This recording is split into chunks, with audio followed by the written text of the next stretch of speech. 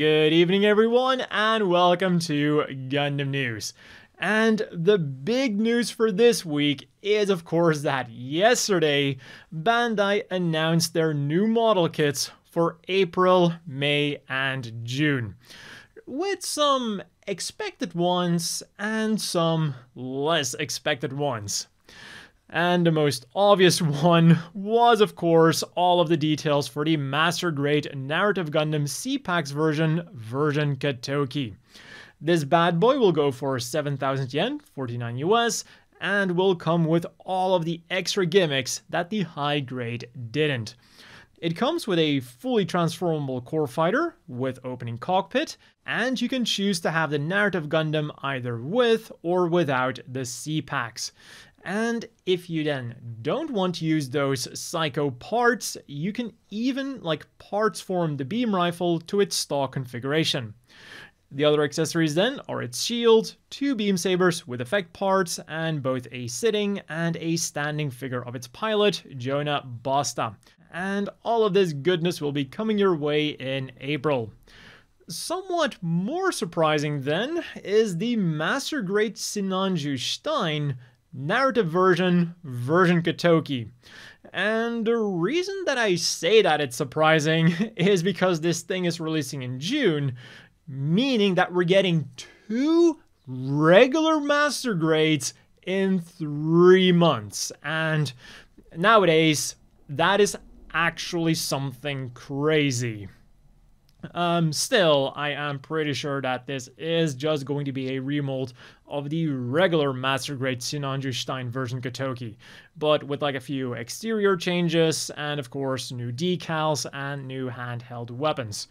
Two beam axes that can be used individually, they can be combined into a beam naginata, or they can be stored in the shield where they can still be used for combat. And whichever mode you use them in, there are two pairs of beam effect parts, shorter ones and longer ones. And all of this can be yours for 8,000 yen, 56 US. What I really didn't see coming then were the 4 Gunpla option part sets. Although at the same time, I'm also surprised that Bandai didn't do this sooner. The first set goes for 1,100 yen, 8 US, is slated for a May release and consists of the Aile Striker Pack, extra parts to turn it into the Perfect Strike, a connector to hook it up to a Striker Pack compatible mobile suit, a different connector to hook it up to a modern kit using the double peg connector, a bazooka, Grand Slam, 2 beam sabers with effect parts, and the shotgun of the Din, because why not? As with all of the rest of these option parts, no grade is given, but it is advertised as working with the entry grade strike, meaning that it probably should also be perfectly fine with the high grade.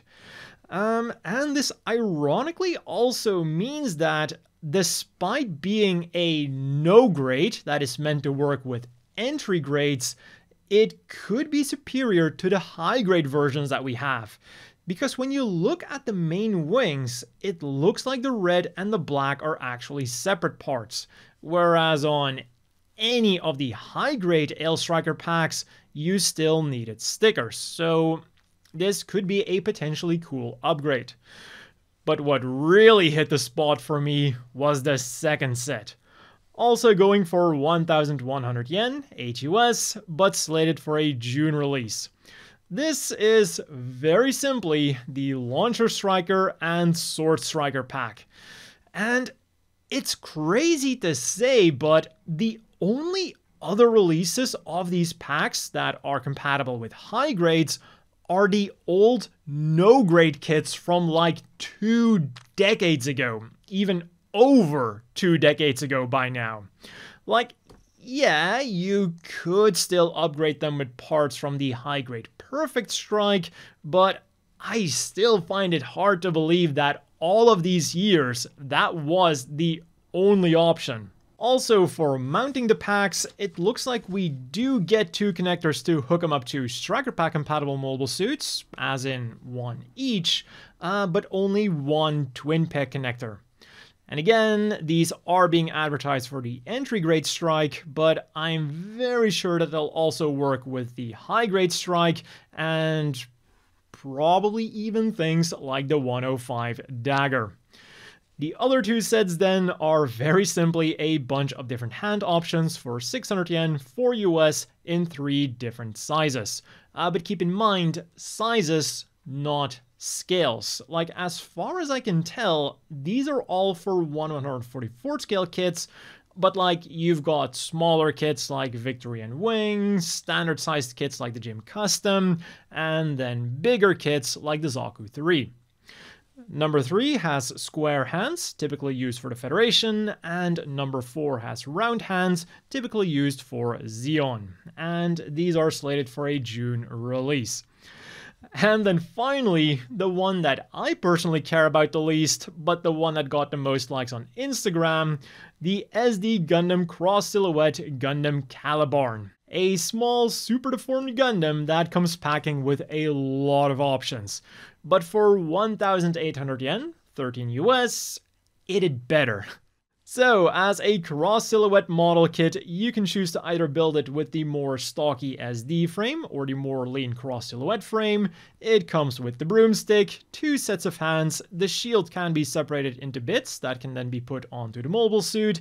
Its high mobility mode can be replicated, and while I would usually find it a bit funny to like specifically point out such a simple transformation, having movable toes on a super deformed kit is something worth pointing out. And then depending on the stickers that you use or don't use, you can put your Calibarn in either neutral state, permit score 5, or permit score over 8. So, we have quite a bit for June, a new Master Grade version Kotoki for April, and something for May. So something is telling me that these are not going to be all the model kits for these 3 months. Like, I'm sure we'll be getting more Gundam Seed Freedom kits in these months as well. Something like the Din or maybe the 105 Dagger, considering how prominently they've been featured in the trailers. And also quickly on the option sets, another reason that I think these are really cool is because of the future things we might be getting. Something that immediately came to mind were, of course, the Jin weapons, because the Jin has so many different options, and yet, whether it's the high grade or the master grade, you just get the heavy sword, the machine gun, and then the missile launcher. So almost nothing. This would be perfect for one of those like option part sets. And then for more model kit news, we go to Takanori Nishikawa's latest single, simply titled Freedom, the theme song for Gundam Seed Freedom. It'll be releasing on January the 24th and will be available as 2 versions. A regular CD for 1,300 yen, 9 US, which has 4 songs. The regular and instrumental version of Freedom, and the regular and instrumental version of Believer. Or you can get the limited edition for 6,000 yen, which is 42 US, which not only has a different cover and a different track list, being Freedom, Freedom Movie Edit, and Freedom Instrumental, but you're also getting a limited edition Gunpla. The high-grade Freedom Gundam Polarized Clear. But unfortunately, other than the promotional image, we don't actually have any images of the model kit itself. And on the same day, Nami Tamaki's new single, Reborn, will also be releasing. The song will be the official support song for Gundam Seed Freedom, and a special lyrics video has been made, linked down below. For the CD itself then, you can get it as a regular CD for 1,430 yen, 10 US, which has Reborn, Reborn Instrumental, Affection, and Affection Instrumental, or you can get it as a limited edition, which has its own special cover, a Blu-ray with some extras, and 1 extra song on the CD, being a shorter version of Reborn. And since we were just on the topic of Gunpla, the Gunpla Builders World Cup Finals were held, and... Stop right there, criminal scum! Nobody breaks the law on my watch! Important notice, Capturing images, filming, or sound/video recordings of this video is prohibited. Unauthorized use of this video, as well as unauthorized reproduction, distribution, and sharing on SNS or video sites, etc. is also prohibited. If found, you may be asked to withdraw it immediately, and in the case of malicious behavior, we may take legal action. Fine, then I won't. Back to Gundam Seed Freedom, because we have yet more news surrounding the movie. First of all, how could we go on without some more merch announcements? Slated for a February release are these premium Bandai Limited Tsunagyuto characters, but even though they are online limited, they are random through a gacha system. So for 880 yen a spin, which is around 5-6 US, you can get Kira, Lacus, Atheron, Kigali, Shin, Lunamaria, Mu, Maru, Izak, or Diarca, and you can use them either as a keychain or you can put them on their own little base. And if you like puzzles, today pre-order started for this 600-piece puzzle of the main promotional art. It is slated for a January release, and for 2,860 yen, 20 US, you can get it from Premium Bandai. Then from December the 22nd until some date in the future, the Gundam Seed Series World Exhibition will be held at the Gundam base. They'll be showing off a bunch of Gundam Seed related things, and they'll also be selling the Gundam Seed 20th Anniversary Metallic Mobile Suit set, consisting of the Real Grade Freedom Gundam, Real Grade Justice Gundam, High Grade Providence Gundam, and a special action base to display all three together.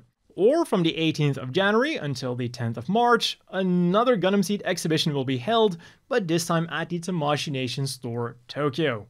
You can expect a lot of Gundam Seed action figures and whatnot to be shown off there, and there's also two special ones that will be on sale. Both going for 18,150 yen, 127 US. There's the Metal Robot Spirit Cydames Freedom Gundam Real Type Color version and Justice Gundam Real Type Color version. And then from the 10th of January until the 5th of February, we'll somewhat have a return of the Gundam Café, because Gundam Seed Freedom will be collaborating with the Animate Cafe, where they will be selling a variety of Gundam Seed related food, drinks, and merch. There's Highness Goof Ignited Napolitan bread, so this is no hamburger boy, no hamburger.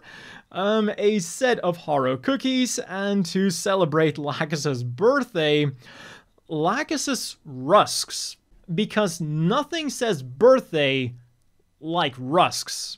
And then for the drinks, you can have Kira, Atheron, or Shin. And with every item you order, you get a special coaster. As for the limited items they're selling, there are acrylic stands, can badges, acrylic keychains, cork coasters, smartphone rings, and a shopping bag. It's almost like a return to the good old days. And talking about the Gundam Café, the one that was at the Unicorn Gundam statue has been vacant ever since they closed down, but they're finally repurposing it, and they're turning it into the Gundam-based Tokyo Annex. They'll be mostly selling Gunpla and Gundam souvenirs, with a few limited edition items linked to the Unicorn statue. A big acrylic stand for 1,980 yen, 14 US, a friction ballpoint pen with 3 different colors for 1,100 yen, 8 US, a bottle with the perfectability for 3,960 yen, 28 US, and then 6 different t-shirts for 4,730 yen each, 33 US. And who knows, maybe in the summer when it's hot, they'll also try selling some cool drinks, like, you know, like a cafe would. I can always hope. But anyways, I have some more cool events for you if you're planning to go to Japan next year, so you might want to mark those down in your agenda. From December the 23rd until February the 25th, they're holding the Y2K Sunrise Mecha exhibition over at the Sunrise World Tokyo in Ikebukuro.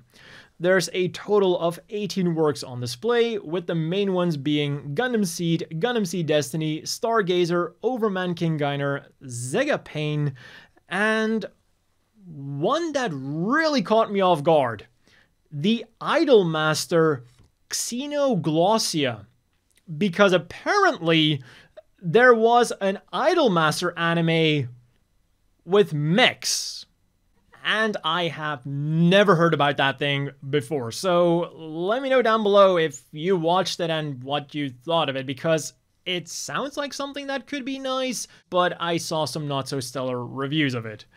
And you can of course also buy a bunch of goods here and get a latte with some nice related latte art. Or, if you want to get fancy, the Sendai Philharmonic Orchestra is celebrating its 50th anniversary and will therefore be collaborating with Bandai for 3 anime-inspired concerts. Code Geass on May the 4th, Zeta Gundam and Char's Counterattack on August the 10th, and Aikatsu on March the 20th of 2025. I'll have the official website linked down below. And then from Mercury, the second lineup of the Mechagurumi acrylic stands was announced, and they are just as adorable as the first lineup. For 300 yen a spin, $2 US, you can get Suletta as the Calibarn, Guel as his custom Delanza, Nika as the Demi-Barding's backpack, Choo Choo as the Demi-Barding itself, Lauda as the Schwarzette, Felsi as plot armor, Sophie as the Ur, Norea as the Thorn, and Eric as the Aerial Rebuild. And they'll be hitting Japanese Gachapon machines at some point in January. Meanwhile, on the gaming front then, in Gundam Battle Operation 2 for the PlayStation, the Alex full armor has joined the fun, and in the global version of UC Engage, the UR Banshee Norn and UR Ready Marcinas have become available through unit assembly, fragment assembly quests will temporarily have double drops, and there's a challenge battle to get UR Unicorn blueprints, UR Benager Link pieces, diamonds, and so on. And in other news, from December the 15th until they run out, you can get these Gundam Manhole cards from the Otsu Station Tourist Information Center. From December the 23rd until January the 21st, a Witch from Mercury pop-up store will be popping up in Osaka's Namco Umeda store. The Mobile Suit Girl of the Week is the rear of the Colonel Commando Gundam, which has a version of her with all of her weapons and a version with slightly less weapons. And apparently, Tomino had an interview where he had a somewhat hot take on animated Disney movies. They're boring and stale. Now, personally, I haven't watched any of the recent animated movies, but I have seen the Star Wars movies, so if those are anything to go by, I mean, I wouldn't necessarily call it a hot take. The reason he gives for why, though, I'm not entirely on board with. He says that it's because they completely switched from traditional animation to digital animation, and I think that's a bit too easy of an explanation, because think about movies like Toy Story or Shrek, for example, which are completely digital and are still extremely good movies, so you gotta look somewhere else. And also, in that same interview, he touches upon AI, and here I really hope that he's correct. He says that he isn't too worried about AIs taking over jobs, because people have this inherent ability to, notice that something is wrong, which is definitely the case with AI art that we have today. Even if it looks good at first, if you look close enough, you will find these weird Escher-like inconsistencies. And at least for now, there is also still major pushback against AI-generated work in commercially available works, for a variety of good reasons. As for the things you could get this week then, Bandai started big on the 16th with the high-grade Typhoeus Gundam Chimera, which goes for 8,800 yen, 61 US. And for that grand price, we're getting a grand base mobile suit that comes with an even grander mobile armor. It can be used by itself or in combination with the mobile suit, and it has a lot of gimmicks. The Psycho Gundam arms can be shot out, the legs can be shot out, and there are a lot of reflector bits. Also, for those of you who are now hoping for like a Psycho Gundam Mark II high grade, the arms were on their own runner labeled as Psycho Gundam Mark II. So while that's still no guarantee that we're going to get it right now, at the very least, there now is a chance that we're going to be getting it, because before the Typhoeus and before the announcement of the Destroy Gundam, I would have said that the Psycho Gundam Mark II had a 0 chance of getting a high grade. And on the same day, you could also get the latest Gundam and Battle Spirits collaboration booster box. Individual packs go for 363 yen, $2.50, and there are a total of 94 cards to collect. 45 commons, 24 rares, 12 master rares, 2 contract X rares, 9 X rares, and 2 double X rares. And if you buy a booster box, 1 of 6 special white crystal border cards will be included. On the 18th then, we went small with a restock of the 6th lineup of Mobile Suit Ensemble in Japanese Gachapon machines and the 4th volume of Gundam Artifact. The ensembles go for 500 yen a spin, 3 US, and you can get the V2 Assault Gundam, Stark Jagan, Gun Cannon, Gun Tank, and a weapon set with some extra things for the V2 Assault, Stark Jagan, and Gun Cannon. And in the Gundam Artifact lineup, 550 yen or 4 US gets you either the Zaku 2 High Mobility Type Ortega Custom, the Zaku 2 High Mobility Gaia or MASH Custom, the Gundam Mark II with the G Defensor, the Palace Athene, the Wing Gundam, or the Tall Geese. And one day later, you could try your luck at Japanese game centers to get this really good looking Guel figure that does a really good job at like capturing his personality of when he first appeared in the series. And even though it is a prize figure without a set price, these kinds of figures do usually become available at regular hobby stores shortly thereafter at like $20 to $30. On the 20th then, you could get the LP version of But Wait, Cats by Alexandros, and then finally today, the prize figures of Elan number 5 and Shaddiq became up for grabs in Japanese game centers. And again, just as with the Guel figure, they do look really good, and they will most certainly become available shortly hereafter for around 20 to 30 US at regular hobby stores. For this week's reading material then, we first got the Mobile Suit Encyclopedia AUG version, featuring all of the many mobile suits used by the AUG during the Grips War and the First Neo-Zeon War. There was the Mobile Suit Big Analysis Part 1, 1 Year War and the Lost Conflict version. You can go back to the past with the nostalgic anime from the 70s and 80s book. You could get the SD Gundam Legend Memorial Book Volume 3, and finally episode 24 of Gundam Eclipse was posted, linked down below. On to this week's Gundam Apparel then, all of which is linked down below, as well as a guide on how to get them. And it was only Bancore this week. On the 15th, pre-orders went up for these OG Gundam multicolor t-shirts. For 4,180 yen, 29 US, you can get them with Amuro Ray, Char Azimuth, the RX-72 Gundam, Char Zaku 2, or the mass production type Zaku 2. And if you're a fan of the Zakus, you could also pre-order a bonded jacket for 24,750 yen, 173 US, styled after either the mass production type or Char's custom version. One thing to keep in mind though is that the zipper on the collar is just decorative and that no hood is included.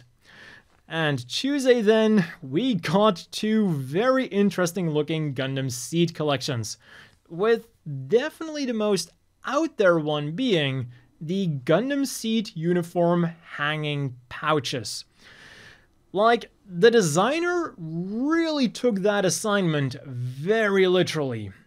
It's a handbag with the design of either the standard Omni uniform, the Zaft Redcoat uniform, or the Zaft Commander uniform for 5,500 yen each, 38 US. And it literally looks like they just straight up repurposed one of those uniforms for a handbag.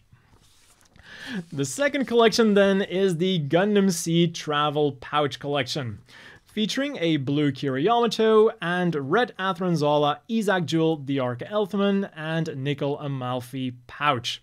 They each have a name tag with the name of the respective character, their date of birth, and their blood type, and I really like the added touch that they used a different font for each of them. They go for 3,410 yen a pop, 24 US. And on the same day, we also got the Celestial Being logo collection, featuring a variety of items proudly displaying the Celestial Being logo. There's a stadium jacket for 17,600 yen, 123 US, a hoodie for 7,700 yen, 54 US, a t-shirt for 3,520 yen, 25 US, a two-way tote bag for 5,500 yen, 38 US, and a bucket hat for 6,050 yen, 42 US. And all of these items are slated for a February release. And as always, let's quickly wrap things up with the polls. A few weeks ago, Gundam.info wanted to know which mobile suit we'd like to see in the next lineup of the amazing Gundam artifact line.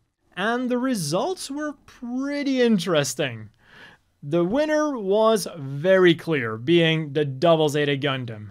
But at 42.2%, it didn't pull as far ahead as you might have expected. Like, if you've seen some other polls, we've seen much more crushing defeats, especially considering the competition that the Double Zeta Gundam had. The Denonzon, Gundam H2 Darkhound, and the Berde Buster Gundam. And all of these ended up really close together with 20.1, 19.7, and 18% respectively. Meaning that, unfortunately, the one that I voted for ended up in last place. But I am also somewhat surprised that the Denonzon ended up taking second place ahead of the Darkhound. Like, I would have expected that one to be second, to be honest. But I'm also pretty sure that the Denonzon will make for a really good Gundam artifact redesign. So, as always with these polls, you win some, you lose some. But that has been all for this week's Gundam news. As always, a big thank you to the Patreon supporters. I hope everyone watching has a great day, and I'll see you all next time.